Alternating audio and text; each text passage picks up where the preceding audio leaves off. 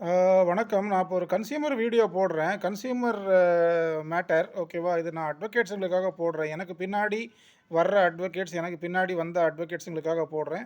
Senior அட்வொகேட்ஸுங்களுக்காக நான் போடல. என்ன விட அவங்க நாலேட்ஜ் இருக்கிறவங்க. அதனால சீனியர்ஸ் இத பார்க்க வேண்டாம். பொதுமக்களும் இத பார்க்க வேண்டாம். பொதுமக்கள் இத பார்த்தாலும் உங்களுக்கு ஒண்ணும் புரியாது. லீகல் நாலேட்ஜ வளர்த்துக்கணும் அப்படிங்கிற பொதுமக்கள் இத பாருங்க. ஓகேங்களா? உங்களுக்கு என்ன சொல்றது? ம். ஆ பொதுமக்கள் வந்து லீகல் நாலேட்ஜ் வேணும். சட்ட அறிவு பெறணும் அப்படின்னு சொல்லிட்டு ரொம்ப வெறியோட இருக்கிறவங்க வேணா இத பார்த்தா உங்களுக்கு ஒரு வேளை யூஸ் ஆகலாம். ஓகேங்களா? நான் போடுறது எனக்கு பின்னாடி வர்ற அட்வொகேட்ஸ், எனக்கு பின்னாடி வந்தவங்க, வரப்போறவங்களுக்காக போடுறது. கன்சியூமர் கோர்ட்னா என்ன? கன்சியூமர் கமிஷன்னா என்ன? அப்படின்னு தெரியாத ஆ பொ அட்வொகேட்ஸ் புதுசா வர்றவங்களுக்காக நான் இத போடுறேன். சரிங்களா? இது உங்களுடைய புரிதலுக்காக தான் நான் போடுறேனே தவிர மற்றபடி வேறு ஒன்றும் இல்ல. சரிங்களா? இப்ப நான் வந்து சென்னையில இருக்கிறேன். ஓகேங்களா? நான் இங்க வந்து பார்த்தீங்கன்னா, சென்னை கோர்ட்ல தான் நான் பிராக்டிஸ் பண்ணிட்டு இருக்கேன். ஸோ, அதனால எனக்கு மற்ற கோர்ட்ஸ பத்தி தெரியாது. நான் இப்பயே சொல்லிடுறேன். இப்போ நான் வந்து என்னன்னா, இந்த சென்னையில வந்து பார்த்தீங்கன்னா, கன்சியூமர் கமிஷன் இருக்கு. அது என்ன சொல்லுவாங்கன்னா, முன்னாடி வந்து கன்சியூமர் கோர்ட்டுன்னாங்க. அப்புறம் கன்சியூமர் ஃபோரம்னாங்க. இப்ப கன்சியூமர் கமிஷன் அப்படின்றாங்க. பொதுமக்களுக்கு கன்சியூமர் கோர்ட் அப்படின்னா தான் புரியும். நுகர்வோர் நீதிமன்றம் அப்படின்னா தான் புரியும். சரிங்களா? ஸோ, இங்க சென்னையில வந்து பார்த்தீங்க அப்படின்னா வந்து கன்சியூமர் சவுத் இருக்கு. கன்சியூமர் நார்த் இருக்கு. ரெஜிஸ்ட்ரார் கோர்ட் இருக்கு. ஸ்டேட் கமிஷன் இருக்கு. சரிங்களா? இத பத்தி தான் நான் சொல்றேனே தவிர, மற்றபடி கன்சியூமர் அரியலூர் மாவட்டம், கிருஷ்ணகிரி மாவட்டம், நாகப்பட்டினம், தருமபுரி, திருவண்ணாமலை இங்கலாம் கூட இங்க எல்லா ஒவ்வொரு மாவட்டத்திலயும் கன்சியூமர் இது இருக்கு. கன்சியூமர் கமிஷன் இருக்கு. அங்க என்ன ப்ரொசீடிங்ஸ்லாம் எனக்கு தெரியாது. ஏறக்குறைய எல்லா இடத்துலயும் ஒண்ணே தான் இருக்கும். சரிங்களா? சென்னையில ஃபாஸ்ட்டா நடக்கிற மாரி மற்ற இடத்துல ஃபாஸ்ட்டா நடக்குதான்னு நமக்கு தெரியாதுங்க. சரிங்களா? நான் எந்த கோர்ட்டையும் குறை சொல்லல. அத முதல்ல சொல்லிடுறேன். சரிங்களா? இப்போ இதில என்ன மேட்டர்ன்னு சொல்றேன் பாருங்க. இப்போ வந்து ஒரு அ இப்போ எப்படின்னா, இப்போ ஒரு கன்சியூமர் மேட்டர். கன்சியூமர்ல என்ன வரும்? டெஃபிஷியன்சி இன் சர்வீஸு, அன்ஃபேர் ட்ரேட் பிராக்டிஸு, சரிங்களா? ரெஸ்ட்ரிக்டிவ் ட்ரேட் பிராக்டிஸ் அப்படிலாம் சொல்லுவாங்க. சரிங்களா? கன்சியூமர் புரொடெக்ஷன் ஆக்ட் 1986 அது முன்னாடி இருந்துச்சு. இப்போ கன்சியூமர் புரொடெக்ஷன் ஆக்ட் 2019 சரிங்களா? இப்போ நான் உங்களுக்கு சொல்ற மாரி இப்ப என்ன புரியிற மாரி சொல்றேன் பாருங்க. இப்போ வந்து என்னன்னா, ஒரு ஒரு பார்ட்டி வந்து அஃபெக்ட் ஆவுறாருங்க. ஓகேவா? அவர் வந்து ஒரு பாதிக்கப்படுறாரு. இதுபோல அவர் ஏமாற்றப்படுறாரு. ஏமாற்றப்படுறாருன்னா நாட் சீட்டிங். ஐபிசில கவர் ஆகாது. இது நுகர்வோர். புரியுதா? ஒரு டிவி வாங்குனேன். டிவி சரியா ஒர்க் ஆகலங்க. ஆ என்ன சொல்றது? ஃப்ரிட்ஜ் வாங்குனேன். சரியா ஒர்க் ஆகல. நான் ஒரு எல்ஐசி பாலிசி எடுத்தேன். சரியா எனக்கு அவங்க சர்வீஸ் குடுக்கல. என்னோட எல்ஐசி பாலிசிக்கு வந்து நான் வந்து என்ன பண்ணேன்? இசிஎஸ் மேண்டேட் குடுத்தேன் பேங்க்கு. ஆனா வந்து என்ன பண்ணிடுச்சுன்னா, யாருடைய எல்ஐசி பாலிசியையோ என் அக்கவுண்ட்லேருந்து டெபிட் பண்றாங்க. இதில புரியுதுங்களா சொல்றது? நான் வந்து எல்ஐசில பாலிசி எடுத்தேன். அத நான் வந்து மாசமானா ரூ. 1000 கட்டணும். நான் இசிஎஸ் மேண்டேட்ட வந்து பேங்க்ல வந்து எல்ஐசிலயும் குடுத்தேன், பேங்க்லயும் குடுத்தேன். கடைசில இவங்க என்ன பண்ணிட்டாங்க அப்டின்னா, வேற யாருடைய எல்ஐசி பாலிசியையோ வந்து என்னுடைய அக்கவுண்ட்லேருந்து அந்த பணத்த எடுத்துக்கிட்டு இருக்காங்க. இதுவும் வந்து டெஃபிஷியன்சி இன் சர்வீஸ் தான். ஓகேங்களா? இது ராங்ஃபுல் பிராக்டிஸ் இது. அவங்க பண்றது. இந்த பேங்க் பண்றது. ஸோ இது பேங்க் பண்ணாங்களா? இல்ல எல்ஐசி பண்ணுதான்றது அது கோர்ட்ல யார் பண்ணாங்க அப்படிங்கிறத வந்து கோர்ட் முடிவு செய்யும். அதுக்கேத்த மாரி கோர்ட் தீர்ப்பு குடுக்கும் வைங்க. அதாவது இதுதான் டெஃபிஷியன்சி இன் சர்வீஸ். சேவை குறைபாடு. அவங்க சரியா செய்யல, தப்பா செஞ்சுட்டாங்க. இதனால நான் பாதிக்கப்பட்டேன். இதுதான் அந்த கன்சியூமர் மேட்டர். சரிங்களா? இப்போ ஒரு ஒரு பார்ட்டி வந்து என்ன பண்றாரு அப்படின்னா, ஒரு வக்கீல் கிட்ட வராரு. சரிங்களா? ஒரு நிமிஷம். இப்போ அஃபெக்டட் பார்ட்டி வந்து வக்கீல் கிட்ட வராருங்க. அவர் வந்து என்ன பண்ணுவாரு அப்படின்னா வந்து, தன்னுடைய குறைகள வந்து தன்னுடைய கிரீவன்ஸ வந்து ஒரு வக்கீல் கிட்ட வந்து சொல்லுவாரு. வக்கீல் என்ன பண்ணுவாரு, இத ஃபுல்லா வாங்கி உள்வாங்கிக்கிட்டு, அவர் வந்து ஒரு நோட்டீஸ டிராஃப்ட் பண்ணி அந்த ஆப்போசிட் பார்ட்டிக்கு அனுப்புவாங்க. இவர் வந்து கம்ப்ளைனன்ட். அ யு கன்சியூமர் கோர்ட்ல வந்து பார்த்தீங்கன்னா, கம்ப்ளைனன்ட் அப்படின்னுவாங்க. கம்ப்ளைனன்ட்னா புகார்தாரர். ஆப்போசிட் பார்ட்டிய வந்து அவங்க ஆப்போசிட் பார்ட்டி எதிர்மனுதாரர். அவங்கள அப்படிதான் சொல்லுவாங்க. சரிங்களா? ஸோ, இப்ப இந்த அஃபெக்டட் பார்ட்டி வந்து என்ன பண்ணுவாரு, ஒரு வக்கீல வந்து பார்ப்பாரு. வக்கீல பார்த்துட்டு தன்னோட விஷயங்கள எடுத்து சொல்லுவாரு. வக்கீல் என்ன பண்ணுவாரு, அந்த விஷயத்தெல்லாம் உள்வாங்கிக்கிட்டு, அவர் வந்து ஒரு நோட்டீஸ டிராஃப்ட் பண்ணுவாரு. நோட்டீஸ டிராஃப்ட் பண்ணி ஆப்பனன்ட் பார்ட்டிக்கு அனுப்புவாரு. இதுக்கு வந்து வக்கீல் என்ன பண்ணுவாரு, ரூ. 3000 ஃபீஸ் வாங்குவாங்க, ரூ. 4000 ஃபீஸ் வாங்குவாங்க, ரூ. 5000 ஃபீஸ் வாங்குவாங்க. இன்னைக்கு தேதி என்னது? இன்னைக்கு 8ஆம் தேதி ஏப்ரல் 2024ஆம் வருஷம். சரிங்களா? இந்த வருஷத்துல வந்து என்ன பண்ணுவாங்க, இன்னைக்கு இருக்கிற ஸ்டாண்டர்ட் ஆஃப் லிவிங், இன்னைக்கு இருக்கிற காஸ்ட் ஆஃப் லிவிங், இன்னைக்கு இருக்கிற இதுக்கு வந்து ரூ. 3000 வாங்குவாங்க, ரூ. 4000 வாங்குவாங்க, ரூ. 5000 வாங்குற அட்வொகேட்ஸ்லாம் இருக்கிறாங்க. நான் ஒரு ஒரு ஒரு லீகல் நோட்டீஸுக்கு நான் ரூ. 3000 வாங்குறேன். ஸோ, இந்த லீகல் நோட்டீஸுக்கு வந்து ரூ. 3000 ஃபீஸ வாங்கிக்கிட்டு வக்கீல் என்ன பண்ணுவாரு, டிராஃப்டிங் பண்ணி அந்த வக்கீல் நோட்டீஸ டிராஃப்ட் பண்ணி ஆப்பரண்ட் பார்ட்டிக்கு அனுப்பிச்சு விடுவாரு. சரிங்களா? இதுதான் மேட்டர். எந்த ஒரு சிவில் மேட்டருக்குமே வந்து வக்கீல் நோட்டீஸ் அனுப்புறது தான் ஃபர்ஸ்ட்டு ஸ்டெப்பு. சரிங்களா? இப்போது வக்கீல் நோட்டீஸ் அனுப்புன உடனே அது ஆப்பனன்ட் பார்ட்டிக்கு போய் சேர்ந்துரும். சில நேரங்கள்ல சேராது. இல்ல ஆப்பனன்ட் பார்ட்டி அத ரிசீவ் பண்ணுவாரு. ரிசீவ் பண்ணிட்டு வந்து ரிப்ளை நோட்டீஸ் அவரு ஒரு வக்கீல வச்சு ரிப்ளை நோட்டீஸ் அனுப்புவாரு. அவரு வந்து என்ன பண்ணுவாரு, ஐயா எனக்கு இது போல வந்து நான் வந்து இந்த கம்பெனி நடத்துறேன். இது போல வந்து ஒருத்தர் வந்து எனக்கு அனுப்பிச்சிருக்கிறாரு. வக்கீல் நோட்டீஸ் அனுப்பிச்சிருக்கிறாரு. இது என்ன பண்ணணும்னு போய் இன்னொரு வக்கீல்ட்ட கேட்பாரு. அந்த வக்கீல் அந்த விஷயம் அந்த வக்கீல் நோட்டீஸ பார்த்துட்டு, இவர்கிட்ட இருக்கிற இன்ஃபர்மேஷன் எல்லாம் வாங்கிக்கிட்டு, இவரு ரிப்ளை நோட்டீஸ் இவரு டிராஃப்ட் பண்ணி இந்த பார்ட்டிக்கு அனுப்புவாரு. அந்த ரிப்ளை நோட்டீஸ் வந்து இந்த புகார்தாரருக்கு வந்து சேரும்பொழுது, அவர் அந்த ரிப்ளை நோட்டீஸ்ல இருக்கிற விஷயங்கள படிச்சு பார்த்து மேபி என்ன சொல்றது, அவர் வந்து சாட்டிஸ்ஃபை ஆகலாம் அல்லது சாட்டிஸ்ஃபை ஆகாம போகலாம். கரெக்ட்டுங்களா? ஸோ அப்ப சாட்டிஸ்ஃபை ஆகாத பட்சத்தில என்ன ஆகும் அப்டின்னா, அவர் நெக்ஸ்ட் மேல் நடவடிக்கை எடுக்கணும். கன்சியூமர் கமிஷன்ல கேஸ் ஃபைல் பண்ணணும். இன்னைக்கு வந்து பார்த்தீங்க அப்டின்னா வந்து வக்கீல் நோட்டீஸ் வந்துருச்சு அப்டின்னா வந்து யாருமே பயப்படுறதெல்லாம் கிடையாதுங்க. சரிங்களா? வக்கீல் நோட்டீஸ் வந்தா என்ன ரிப்ளை நோட்டீஸ் அனுப்பு. இதுதான் மேட்ரு. இன்னைக்கு வந்து பார்த்தீங்கன்னா, எல்லாருமே வந்து பார்த்தீங்கன்னா வந்து போலீஸ் ஸ்டேஷனுக்கு போறது, கோர்ட்டுக்கு போறதுக்குலாம் யாரும் இன்னைக்கு பயப்படுறது கிடையாது, அஞ்சறது கிடையாது. கரெக்ட்டுங்களா? ஸோ அதனால வந்து வக்கீல் நோட்டீஸ் வந்துருச்சா, ஐய்யய்யோ! அப்டின்னு சொல்லிட்டு பயந்ததெல்லாம் அந்த காலம். இப்பலாம் வந்து வக்கீல் நோட்டீஸ் தானே வந்துச்சு. வந்தா ரிப்ளை நோட்டீஸ் அனுப்பு வேலை முடிஞ்சுது. அவன் கோர்ட்ல கேஸ போட்டா பார்த்துக்கலாம். அப்டின்ற மைண்ட் செட் தான் எல்லா பீப்புளுக்கும் இருக்கு. ஸோ இன்னைக்கு வக்கீல் நோட்டீஸ்க்கு பயப்படுறவங்கலாம் இன்னைக்கு யாரும் கிடையாது. வக்கீல் நோட்டீஸ் வந்தா என்ன பண்ணுவாங்க? நோட்டீஸ் வந்தா ரிப்ளை நோட்டீஸ் அனுப்பு. அவ்வளோதான் வேலை முடிஞ்சு போச்சு. கரெக்ட்டுங்களா? ஸோ இதுதான் மேட்ரு. அதாவது வீட்டு வாசல்ல வந்து போலீஸ்காரங்க நிக்கிறாங்க. ஓகேங்களா? அரெஸ்ட் வாரண்டோட நிக்கிறாங்க. இப்போ வந்து என்ன பண்ண போறாங்க? அரெஸ்ட் பண்ணி கூட்டு போறாங்க அப்டின்னா தான் மக்களுக்கு பயம் வரும். அதுவரைக்கும் இந்த வக்கீல் நோட்டீஸ்க்குலாம் எந்த மனுஷனும் இன்னைக்கு பயப்படுறதெல்லாம் கிடையாது. ஏன்னா எல்லா மனுஷங்களுக்கும் தெரியும். ஏன்னா இன்னைக்கு வந்து பார்த்தீங்கன்னா 2024ஆம் வருஷத்துல ஒரு தெருவுல 10 அட்வொகேட்ஸ் இருப்பாங்க. சரிங்களா? ஒவ்வொரு அட்வொகேட்டுக்கிட்டயும் போய் இன்புட்ட கேட்டுக்க வேண்டியது. அந்த வக்கீலுங்க என்ன சொல்லுவாங்க? சார் வக்கீல் நோட்டீஸ் வந்துச்சுன்னா, நீங்க ரிப்ளை நோட்டீஸ் அனுப்பணும் சார் வேலை முடிஞ்சுது. இதுதான் மேட்ரு. ஸோ அப்போ வக்கீல் நோட்டீஸ்க்கு யாராச்சும் பயப்படுவாங்களா? யாரும் பயப்பட மாட்டாங்க. சரிங்களா? கோர்ட்லேருந்து சம்மன் வருது. கோர்ட்லேருந்து நோட்டீஸ் வந்தா கூட, கோர்ட்லேருந்து சம்மன் தானே வந்துச்சு. நோட்டீஸ் தானே வந்துச்சு. என்ன தலைய எடுத்துருவாங்களா? அதுக்கெல்லாம் பயப்படாதப்பா. நம்ம வக்கீல் இருக்கிறாரு பார்த்துக்குவாரு. அப்படின்னு சொல்லிட்டு அந்த கேஸ கொண்டு போய் வக்கீல் கிட்ட குடுத்துட்டு, வக்காலத்துல சைன் போட்டுட்டு, இவங்க பாட்டுக்கு கம்முனு உட்காந்துருவாங்க. ஏன்னா சிவில் கேஸஸ்க்குலாம் வந்து என்ன பண்ண வேண்டிய அவசியம் இல்ல. நேர்ல போயிட்டு ஆஜராகணுன்ற அவசியம் இல்ல. வக்கீல் ஒரு நாள் கூப்பிடுவாரு. மார்க்கிங் ஆஃப் டாக்குமெண்ட்ஸுக்கு, ப்ரூஃப் அஃபிடவிட்டுக்கு கரெக்ட்டுங்களா? இதுக்கெல்லாம் வந்து வக்கீல் கூப்பிடும்போது மட்டும் போய் ஆஜரானா போதும். ரொம்ப பெருசா பயப்படாத. ஒண்ணும் கிடையாது. தலையெல்லாம் எடுத்துற மாட்டாங்க. அப்படின்னே வந்து என்ன பண்ணுவாங்க, தைரியம் குடுத்து ஒரு மனுஷன் இன்னொருத்தனுக்கு தைரியம் குடுத்து, அப்படியே என்ன சொல்றது, நாங்க எது வந்தாலும் அனுபவிப்போம். அவதிப்பட்டாலும் நாங்க அனுபவிப்போம். ஆனா வணங்கி போமாட்டோம். அப்படிங்கிற மைண்ட் செட் தான் இப்ப எல்லாருக்குமே இருக்குது. ஸோ அதனால இதில என்ன மேட்டர் அப்படின்னா வந்து யாருமே வந்து வக்கீல் நோட்டீஸ்லாம் வந்தா பயப்பட மாட்டாங்க. அதுவும் கம்பெனிகள் பயப்படவே பயப்படாது. இந்த தனி மனுஷன் இருக்கிறான் பாருங்க, அவன் தான் வக்கீல் நோட்டீஸ் வந்தா பயப்படுவான். அதுகூட ஓரளவு சட்டம் தெரியாதவன் பயப்படுவான். அ சட்டம் தெரிஞ்சவன், என்ன சொல்றது, இந்த கிரிமினல் வேல தெரிஞ்சவன்லாம் வந்து இந்த வக்கீல் நோட்டீஸ்க்கு பயப்பட மாட்டான். சரிங்களா? இதுதான் மேட்டர். இப்பயே சொல்றேன். சார் நீங்க வந்து ரொம்ப மணிக்கணக்கா பேசுறீங்க சார். நீங்க விலாவாரியா பேசுறீங்க சார். எங்களுக்கு புடிக்கல சார்ன்னு நீங்க பார்க்கவே பார்க்காதீங்க. நீங்க பார்த்து எனக்கு ஒண்ணும் ஆக போறதில்ல. எனக்கு 10 பைசா எனக்கு வரப்போறது கிடையாது. கரெக்ட்டுங்களா? எனக்கு வந்து என்னன்னா, நான் படிச்சத, நான் கத்துக்கிட்டத, நான் கோர்ட்ல போய் பிராக்டிஸ் பண்ணத 4 பேருக்கு எடுத்து சொல்றேன். அது உங்களுக்கு வேணும்னா நீங்க பாருங்க. வேணான்னா போங்க. ஓகேங்களா? நான் வந்து அறிவு தானம் தான் குடுத்துக்கிட்டு இருக்கேன். இலவசமா ஃப்ரீ ஆஃப் காஸ்ட்ல. சரிங்களா? நான் யார்ட்டயும் காசு பணம் கேட்கறதில்ல. யார்ட்டயும் போய் எனக்கு கேஸ் குடுன்னு நான் கேட்கறது கிடையாது. சரிங்களா? இதுதான் விஷயம். புடிச்சா பாருங்க, புடிக்கலனா நீங்க க்ளோஸ் பண்ணிட்டு போயிட்டே இருங்க. சரிங்களா? நான் இப்படி தான் பேசுவேன். இவ்வளோதான் விஷயம். இப்படி தான் பேசுவேன்னா, நான் திமிரு தெனாவட்டா பேசுவேன்னு அர்த்தம் கிடையாது. கரெக்ட்டுங்களா? ஒவ்வொரு விஷயத்தையும் வந்து விலாவாரியா எடுத்து சொன்னா தான் மக்களுக்கு புரியும். கரெக்ட்டுங்களா? சார் எங்களுக்கு பொறுமை கிடையாது சார். எங்களுக்கு சீக்கிரம் வேணும்னா அதுக்கு நான் ஆள் கிடையாது.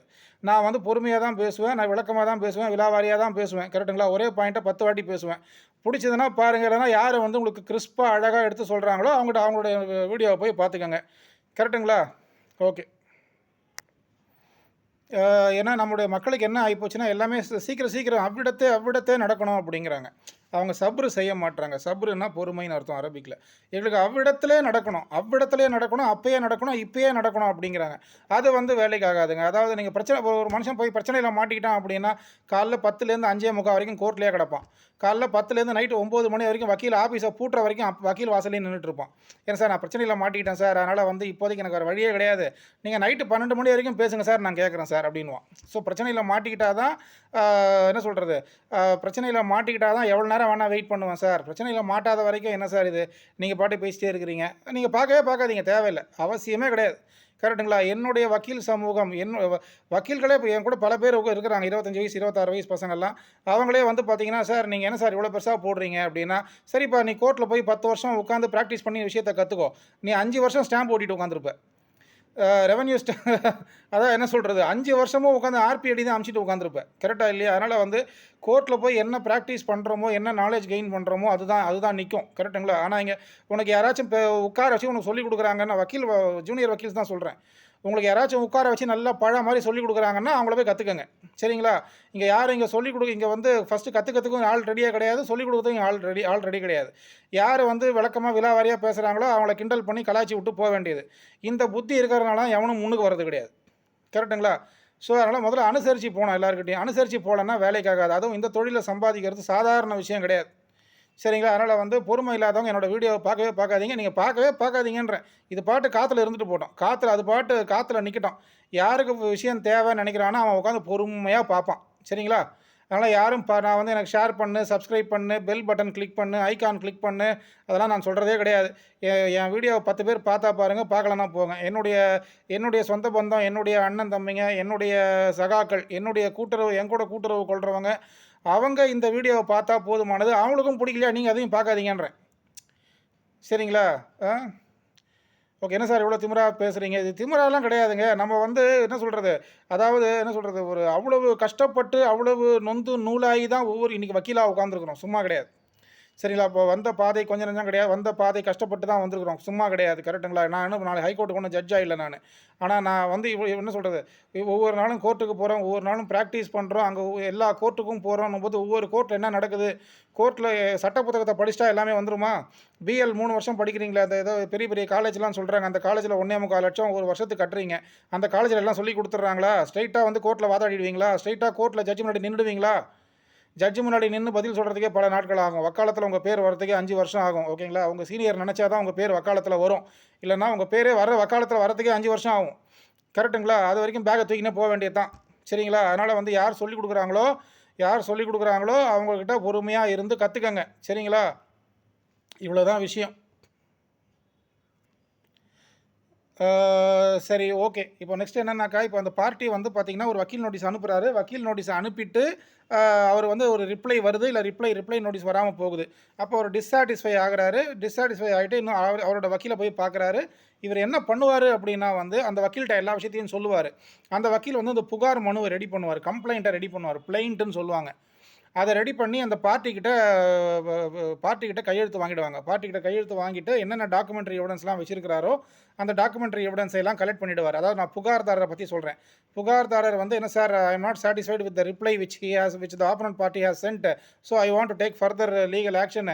ஓகேங்களா? அதனால் வந்து எனக்கு நீங்கள் இது பண்ணுங்கன்னு சொல்லும்போது அந்த வக்கீல் என்ன பண்ணுவார், கம்ப்ளைண்ட் டாக்குமெண்ட்டை ரெடி பண்ணிட்டு எல்லா விதமான டாக்குமெண்ட்ரி எவிடன்ஸையும் வாங்கிக்கிட்டு எல்லாத்துலேயும் கையெழுத்து வாங்கிக்கிட்டு அந்த வக்கீல் என்ன பண்ணுவார், கொண்டு போயிட்டு கன்சியூமர் கமிஷன் இருக்கு இல்லையா, அந்த கன்சியூமர் நார்த்தோ கன்சியூமர் சவுத்தோ இல்லை ஸ்டேட் கமிஷனோ, ஓகேங்களா, இங்கே கொண்டு போய் என்ன பண்ணுவார், ஸ்ட்ரைட்டாக கோர்ட்டில் போட மாட்டார், கொண்டு போய் செக்ஷனில் போடுவார். அதைத்தான் ரெஜிஸ்ட்ரி அப்படின்னு சொல்லுவாங்க. ரெஜிஸ்ட்ரின்னு சொன்னாலும் ஒன்று தான், செக்ஷன் சொன்னாலும் ஒன்று தான். செக்ஷனில் போட்ட உடனே அடுத்த நிமிஷமே கொண்டு வந்து உங்களுக்கு ரசீதெல்லாம் கொடுத்துட மாட்டாங்க. எஸ்ஆர் நம்பர் தான் கொடுப்பாங்க, சீரியல் நம்பர் தான் எஸ்ஆர் நம்பர். சரிங்களா? அந்த எஸ்ஆர் நம்பரை என்ன சொல்லுவாங்க, சார் ஒரு நாளைக்கு 10 கேஸ் 15 கேஸ் ஃப்ரெஷ் ஃபைலிங் வந்துகிட்டு இருக்குது. இப்போ நீங்கள் இவங்க இதுக்கு பேர் என்னன்னா ஃப்ரெஷ் ஃபைலிங் அப்படின்னு சொல்லுவாங்க. ஃப்ரெஷ் ஃபைலிங் வந்துகிட்டு இருக்குது. நாங்கள் வந்து எல்லாத்தையும் இப்போ வந்து இன்னொன்று சொல்கிறேன் பாருங்கள், இங்கே எதுவுமே ஆன்லைன் கிடையாது, எல்லாமே இங்கே மேனுவல் தான். ஓகேங்களா? நீங்கள் கோர்ட்டில் போய் இங்கே காப்பி செக்ஷன் போய் பாருங்கள், நாசிர் செக்ஷன் போய் பாருங்கள், நீங்கள் எந்த கோர்ட்டில் வேணால் போய் பாருங்கள், கம்ப்யூட்டர்ஸ் கம்மியாக இருக்கும்.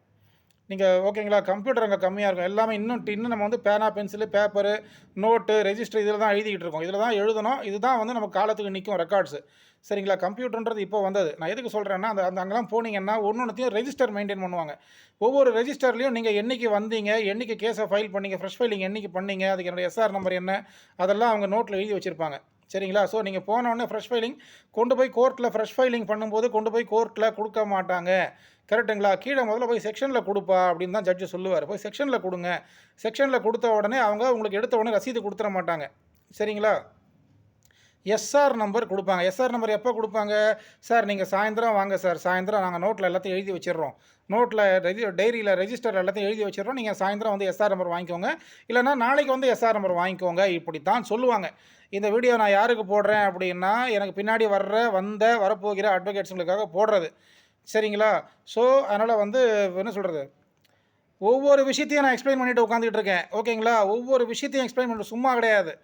ஒவ்வொரு விஷயத்தையும் அடியிலேருந்து top to bottom nook and corner A to Z நான் எக்ஸ்பிளைன் பண்ணிட்டு உட்காந்துக்கிட்டு இருக்கேன்.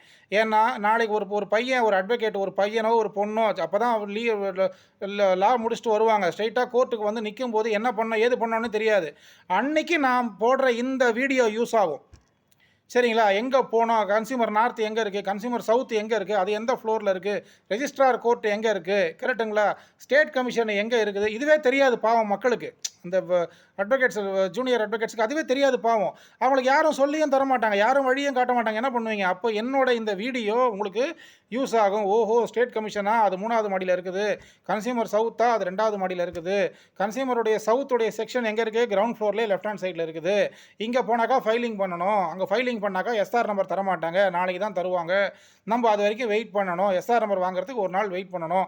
இதெல்லாம் யார் சொல்லி உங்களுக்கு சீனியர் சொல்லி கொடுத்துட்றாரு? உங்களுக்கு சொல்லி கொடுத்தா நீங்கள் கற்றுக்குங்க, நான் வேணான்னு சொல்ல.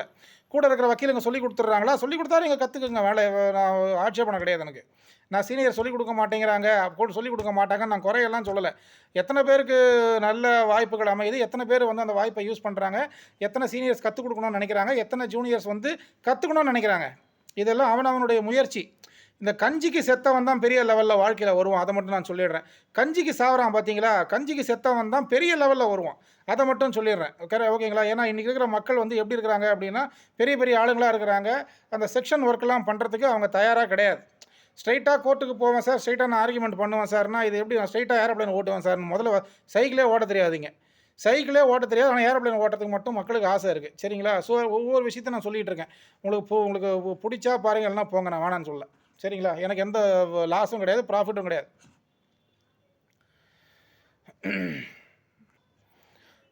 இப்போ இந்த கேஸ் ஸ்டார்டிங்கில் இந்த ஃப்ரெஷ் ஃபைலிங் பண்ணும்பொழுது என்ன பண்ணுவாங்க அப்படின்னா வந்து, நீங்கள் வந்து கன்சியூமர் கோர்ட்டை பொறுத்த வரைக்கும் ஒரிஜினல்ஸ் கொடுக்க வேண்டிய அவசியம் இல்லை. ஜெராக்ஸ் கொடுத்தாலே போதும், கன்சியூமர் கோர்ட் ஏற்றுக்கும். சரிங்களா? இப்போது கன்சியூமர் கோர்ட்டில் நீங்கள் முதல்ல போகிறீங்க அப்படின்னா, ஜெராக்ஸை கொடுக்கணுமா? இப்போ நீங்கள் கம்ப்ளைண்ட் ரெடி பண்ணியாச்சு, கம்ப்ளைண்ட்டில் கையெழுத்து போட்டிங்க, அதோடு சேர்ந்து டாக்குமெண்ட்ரி எவிடன்சஸ் எல்லாம் நீங்கள் கோர்ட்டில் சப்மிட் பண்ணணும். அதெல்லாம் ஒரிஜினல் சப்மிட் பண்ணணுமா, இல்லை ஜெராக்ஸ் சப்மிட் பண்ணணுமான்னு உங்களுக்கு தெரியுமா? தெரியாது. சார் ஒரிஜினல் சப்மிட் பண்ணணுமா, ஜெராக்ஸ் சப்மிட் பண்ணணுமான்னு போய் யார்ட்டே கேளுங்க, யாரோ சொல்கிறாங்களா பாருங்கள். சொன்னால் சந்தோஷம் உங்களுக்கு. அப்படி சொல்லக்கூடிய நிறைய உத்தமமான வக்கீல்கள் நிறைய பேர் இருக்காங்க, கரெக்டுங்களா? ஆனால் அந்த உத்தமமான வக்கீல்கள் நமக்கு அமையணுமே. அந்த நேரத்தில் நமக்கு ஒரு டவுட் வருதுன்னா அந்த நேரத்தில் யார் நமக்கு ஹெல்ப் பண்ணுவா தெரியாது. அதுக்காக தான் இந்த வீடியோவை போடுறது. சரிங்களா? கன்சியூமர் கோர்ட்டை பொறுத்த வரைக்கும் நீங்கள் வந்து லிஸ்ட் ஆஃப் டாக்குமெண்ட்ஸ் போடும்போது ஒரிஜினல் போடணுன்ற அவசியம் இல்லை. ஜெராக்ஸை கூட கோர்ட்டு ஏற்றுக்கும். ஜெராக்ஸ் நீங்கள் போட்டாலே போதுமானது. வேணும்னா அந்த டைம் வரும், மார்க்கிங் ஆஃப் டாக்குமெண்ட்ஸ்லாம் வரும். மார்க்கிங் ஆஃப் டாக்குமெண்ட்னு ஒரு ஸ்டேஜ் வரும்பொழுது அப்போ நீங்கள் என்ன பண்ணுங்கள் அப்படின்னா, ஒரிஜினல்ஸை கையில் எடுத்துகிட்டு போங்க. ஒரிஜினலை கொண்டு போய் கையில் ஜட்ஜு முன்னாடி காட்டினீங்கன்னா, கம்பேர் வித் ஒரிஜினல்ஸ் அப்படின்னு சொல்லுவாங்க. நீங்கள் போட்டிருக்கிற ஜெராக்ஸ் டாக்குமெண்ட்டையும் ஒரிஜினல் டாக்குமெண்ட்டையும் ஜட்ஜு கம்பேர் பண்ணி மறுபடியும் ஒரிஜினல் உங்கள்கிட்டே கொடுத்துருவாங்க. கரெக்டுங்களா? இது மார்க்கிங் ஆஃப் டாக்குமெண்ட்ஸ் ஸ்டேஜ் வரும்போது இதை நீங்கள் பண்ணணும். சரிங்களா? ஸோ கன்சியூமர் கோர்ட்டில் ஒரிஜினல் கொடுக்க வேண்டிய அவசியம் இல்லை. ஒரிஜினல் கொடுத்தால் சால சிறந்தது. ஒரிஜினல் வந்து கோர்ட்டில் கொடுத்தீங்கன்னா கோர்ட்டில் பத்திரமா இருக்கும், அது மிஸ் ஆகாது. கரெக்டுங்களா? ஒரிஜினல் கொடுக்க முடியலையா, ஜெராக்ஸ் கொடுங்க. ஒரிஜினல் கொடுத்தா சால சிறந்தது. ஒரிஜினல் இல்லை சார், நான் ஜெராக்ஸ் கொடுக்குறேன் சார்னா கன்சியூமர் கோர்ட்டு ஜெராக்ஸை ஏற்றுக்கும். சரிங்களா? அதாவது வந்து சார், இப்போ நீங்கள் சொல்கிறதெல்லாம் கரெக்டு தான். ஆனால் வந்து கன்சியூமரில் வந்து பார்த்தீங்கன்னா, எல்லாமே ஆஃப்லைன் ஃபைலிங் கிடையாதே சார், ஆன்லைன் ஃபைலிங் தான் சார். இப்போ வந்து 2024ஆம் வருஷம் ஏப்ரல் மாதம் 8ஆம் தேதி வந்து நீங்கள் ஆஃப்லைனை பற்றி பேசிகிட்டு இருக்கீங்களே, எல்லாமே ஆன்லைன் ஆகிப்போச்சே சார் அப்படின்னா, ஆஃப்லைனில் எல்லாம் பண்ண தெரிஞ்சால் தான் ஆன்லைன்லேயும் பண்ண தெரியணும். ஆன்லைனில் அப்போ தான் வரும். ஆஃப்லைனில் என்னென்ன டாக்குமெண்ட் உங்களுக்கு வேணும், என்னென்ன டாக்குமெண்ட்டை வைக்கணும், எதை போட்டால் கேஸ் நம்பர் ஆகும், இதெல்லாம் ஆஃப்லைன். கரெக்டுங்களா? இதெல்லாம் தெரிஞ்சால் தானே நீங்கள் ஆன்லைனுக்கு போவீங்க. சரிங்களா? ஆஃப்லைனே எப்படி பண்ணுறதுன்னு தெரில, அப்புறம் ஆன்லைனில் எப்படி சார்? நீங்கள் அவுடேட்டடாக இருக்கிறீங்க சார், நீங்கள் இப்போ போய் இதை எக்ஸ்பிளைன் பண்ணுறீங்க சார் அப்படின்னா, எனக்கு இப்போ தான் டைம் கிடச்சிது.